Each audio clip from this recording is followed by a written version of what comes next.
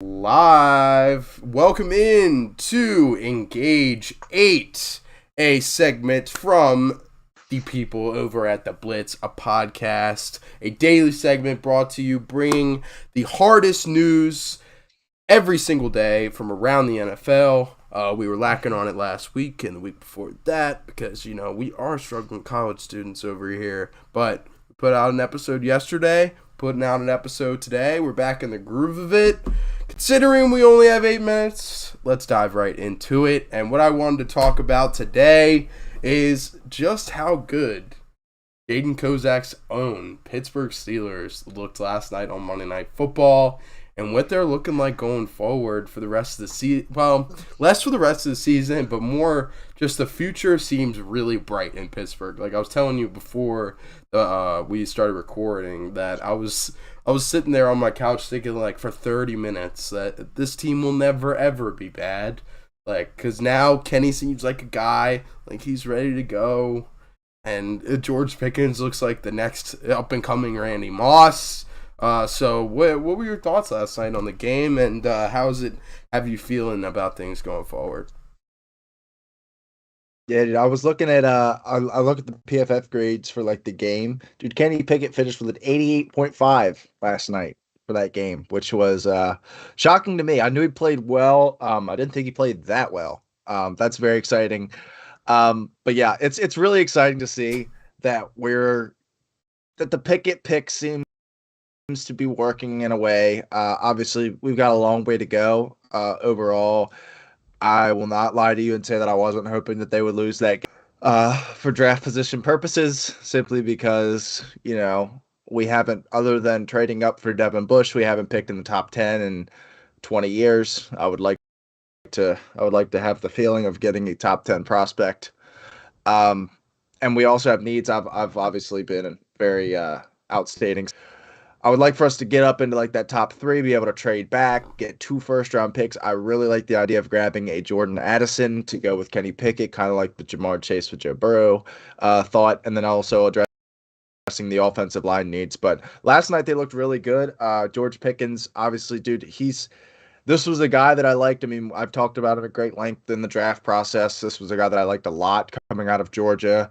He ended up falling to my team. He's got like all-time ball tracking ability, like AB, like those guys that are like talk about being able to track a ball like that. He's right there with them. It's insane watching him play. Najee Harris does go down on that game, but that was probably the best our running game has looked overall. Like everybody, not just Najee Harris.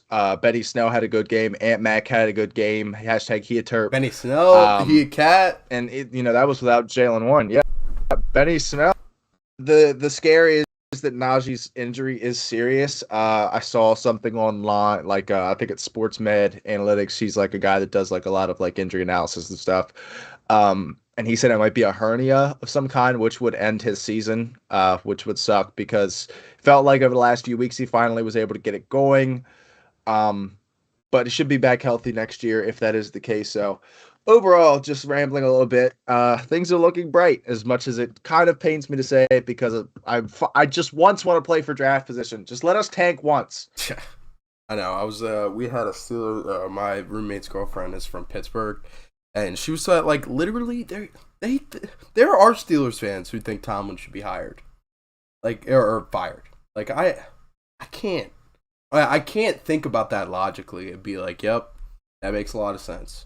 Like the selfishness, the audacity, it's spoiled. They're spoiled. They're so spoiled. Yeah, because like you think about me, or like Tyler, like I mean, especially me. I hate to toot my horn, but we are the worst franchise in all of football for the past 20 years, man. Like I couldn't imagine sticking my nose up. I hate to toot my own horn here, but I could not imagine sticking my nose up at a coach who's never finished below 500. But anyway, you've got Tomlin, dude, and I mean, you talked about Pickens. Are we ready? I'm ready to declare that. I mean, Garrett Wilson and him, it's those two guys. That's it. Olave. I think Olave is definitely in that kind of conversation as well. And I mean, hey, Traylon Burks is coming in for Tennessee. He's playing really well. He's gonna get a target share. So like especially for fantasy purposes, that's the thing with Pickens. We don't pass the ball enough, but we're really starting to now. With Pickett playing well, dude. Again, I told you this. George Pickens is ultra talented. Like he is really good. He's never going to be an elite separator. That's just really not who he is. But at the catch point, he might, he's putting himself in that conversation of being one of the best catch point guys in the league right now. Like I love Garrett Wilson. I think Chris Olave is really good, but George Pickens is definitely working himself into that conversation. That adjustment that he made on that ball last night, I mean, I haven't seen something like that in a little bit. Like, I was like, that was so pretty, man. Like, that was Megatron looking esque the way he adjusted it. I say that, but fucking fantastic. But yeah, we were talking. I mean, hey, I told you about this guy coming out of college. Like, we're lagging on the internet side. First time ever. We're back.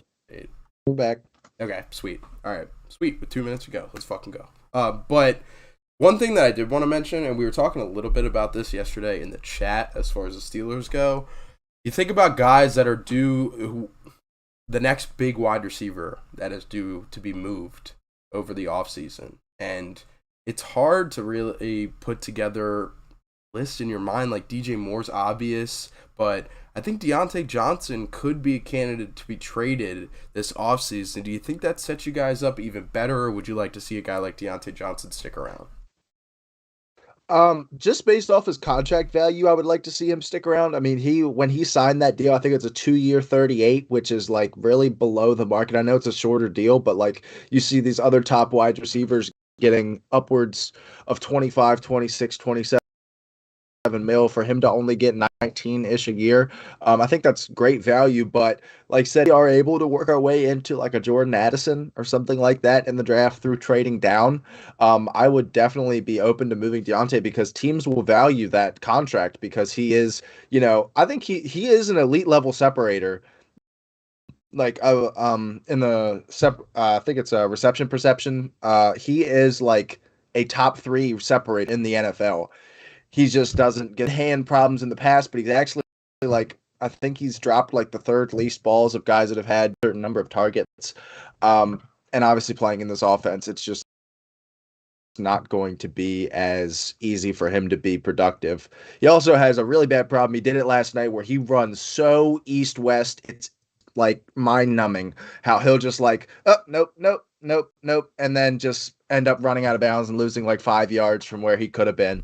But yeah, he definitely could be moved if we find a way into receiver. And look, we've been able to do that in the past. That's why we trade away Chase Claypool for a draft pick because we are able to like just develop these receivers like crazy. For sure. Loved what we saw from the Steelers last night.